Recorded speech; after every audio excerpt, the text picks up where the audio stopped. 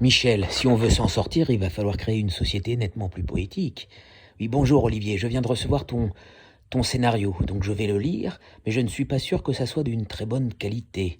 Penser, s'interroger, comment faire pour avoir une vie agréable. Alors ça, c'est intéressant, mais c'est la suite qui m'inquiète. Mon dino, c'est mon chien savant, il parle 8 langues. Je lui ai implanté une puce de neurobrain dans le cerveau. Il parle très bien le chinois, le japonais, le français, l'italien. Le souci, c'est que mon chien commande tout dans la rue. L'autre jour, il y avait une femme, il l'a reniflée, il a dit: qu'est-ce qu'elle sent mauvais, celle-là? Elle sent la vieille moule pas fraîche. Je me suis pris une gifle, je vais vous dire, et un coup de boule dans la tronche, et un coup au boule. Cette femme était une folle furieuse. Elle était furieuse que mon chien lui ait dit qu'elle avait la moule pas fraîche, et elle pensait que c'était moi qui avais parlé parce qu'elle n'avait jamais vu un chien qui parle. Et je lui ai dit: croyez-moi, c'est pas moi qui parlais, c'est ce chien qui parle. Et puis, si votre moule n'est pas fraîche, c'est peut-être que ce chien a raison. Alors je lui explique qu'on est au 21e siècle et que je suis un ingénieur et que j'ai créé un chien qui parle avec un implant neurobrain.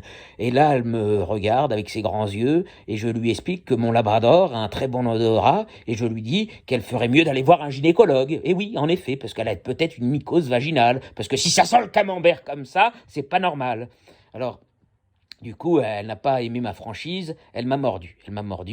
Je ne sais plus quoi faire avec ce chien. Non, mais je vous assure, je ne sais pas quoi faire avec mon chien. À chaque fois que je vais dans la rue, je ne peux pas lui enlever son implant qui est dans le cerveau. Maintenant, c'est trop tard. À chaque fois qu'il voit quelqu'un, il lui dit sa vérité. L'autre jour, je vais chez mon banquier pour demander un emprunt pour créer un théâtre. Et là, il commence à insulter le directeur de l'agence en lui disant que c'est un gros radin, que c'est une raclure, que c'est un enfoiré qui n'a pas de cœur et qui n'aime pas le théâtre. Alors, je peux vous dire que là, j'ai été viré hélico de la banque. Alors du coup, je suis allé dans une autre banque et j'y suis pas allé avec mon chien cette fois-ci. Enfin, je suis sûr que...